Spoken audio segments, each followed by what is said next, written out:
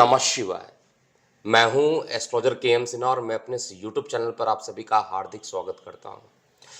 आज हम समझेंगे जिस तरीके से लोकसभा चुनाव 2024 का काउंटडाउन शुरू हो चुका है और यहां पर ममता बनर्जी का बर्थ डिटेल अवेलेबल नहीं है, कहीं पर भी कोई भी वेबसाइट पे अवेलेबल नहीं है और उनके जो सोर्स हैं वो ये बताते हैं कि इनका बर्थ डिटेल इनको भी नहीं पता है। इसलिए शायद असेंबली इलेक्शंस जो हुए थे 2020 में उसमें प्रिडिक्शन गलत हुई थी। लेकिन फिर भी हम यहाँ पर 42 लोकसभा क्षेत्र वाले वेस्ट बंगाल का पूरा प्रिडिक्शन करेंगे and this prediction will be based on the formation of TMC which was established on 1st January 1998 11 AM in Kolkata. तो TMC का क्या होने वाला है, अगर आप पूरा इतिहास देखिएगा, क्योंकि मैंने पूरा रिसर्च किया है इस पूरे विषय को लेकर। ममता बनर्जी जी का बर्थ डिटेल नहीं मिल रहा है, कोई दिक्कत नहीं है। टीएमसी, क्योंकि लीडिंग पार्टी टीएमसी है, उसकी कुंडली क्या कहती है और थोड़ा सा होरारी एस्ट्रोलॉजी भी इसके अंदर यूज किया गया है। दोनों को मिलाकर यहाँ पर एक प्रिडिक्शन मैं दे रहा हूँ। जब लोकसभा चुनाव होंगे उस समय इस प्रिडिक्शन को ज़रूर चेक किया जाएगा। 42 लोकसभा सीट पश्चिम बंगाल का, और उसमें अगर आप देखिएगा जब से भारत स्वतंत्र हुआ है और यहाँ पर चुनाव हुए हैं 1951 से लेकर 1967 तक कांग्रेस का दबदबा पूरे पश्चिम बंगाल में रहा है। उसके बाद सीपीआई यानी कम्युनिस्ट पार्टी जिसको कहते हैं, वो लगातार 1967 से 2004 तक उनका कब्जा था पूरा। तो दो ही पार्टी वहाँ पर लगातार पश्चिम बंगाल में हावी थी। एक तो इंडियन नेशनल कांग्रेस जो कि 1967 तक पूरे तरीके से लोकसभा चुनाव में एक तरफ वोट उनको मिलता था। उसके बाद सीपीआई जो रहती थी मेन विपक्षी पार्टी थी, और बाद में सीपीआई का जो टारगेट अपना था कि सत्ता पाना, वो अपने सत्ता को पाने में सफल रहे हैं।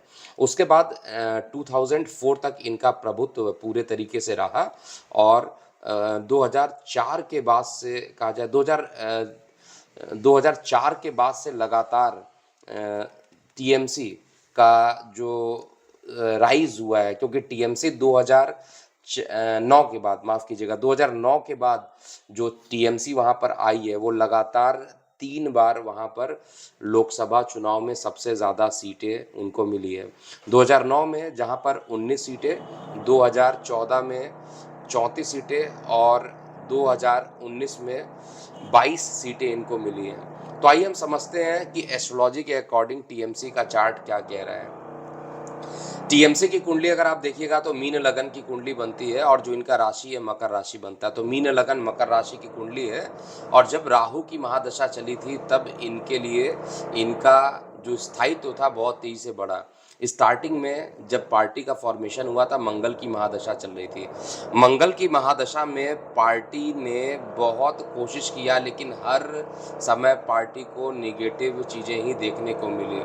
लेकिन बाद में जब मंगल की दशा इनकी ख़त्म हुई, क्योंकि स्टार्टिंग में देखिएगा तो 1 जनवरी 1998 के बाद जो पहला चुनाव हुआ था 10 मई 1999 में, उसमें 7 सीट अकेले लोकसभा में टीएमसी लेकर आई थी, और 10 मई 2004 में टीएमसी को केवल 1 सीट मिली थी और 6 सीटों का उनको तगड़ा नुकसान भी हुआ था। तो उस समय मंगल की महादशा चल रही थी और मंगल इनकी कुंडली में देखा जाए तो अपनी उच्चस्थ राशि में ज़रूर है, लेकिन पाप कर्तरी योग में होने के कारण इसका प्रभाव बहुत ज़्यादा नहीं बना, और लगन में ही शनिदेव भी विराजमान थे, और जब भी शनिदेव लगन में होते हैं सफलता थोड़ा विलंब में मिलती है। लेकिन जो भी पार्टी का रहा उसमें एक चीज़ तो क्लियर है कि जैसे ही राहु की महादशा इनकी प्रारंभ हुई, राहु इनके लगन भाव से 6वें भाव में है, और 6वें भाव का राहु राजनीतिक सफलता निश्चित रूप से देता है। तो राहु की महादशा से इनको सफलता मिलनी प्राप्त हुई है 2008 से लेकर लगातार 2022 तक। अभी देखा जाए 2023 तक इनको सफलता मिली है, लेकिन आगे क्या होगा ये ज़रूर चेक करना है। मेरा प्रेडिक्शन ये कहता है कि इस बार टीएमसी को जो सीट मिलेगी वो पहले के रिस्पेक्ट में कम होगी, ये मैं श्योर हूँ। कितनी सीट मिलेगी, क्योंकि पिछले बार टीएमसी को 22 सीट मिली थी, इस बार मेरा प्रेडिक्शन है केवल 12 से 15 सीट इनको मिलना चाहिए। और सबसे बड़ी पार्टी जो रहेगी भारतीय जनता पार्टी लोकसभा चुनाव में उभर कर सामने आएगी।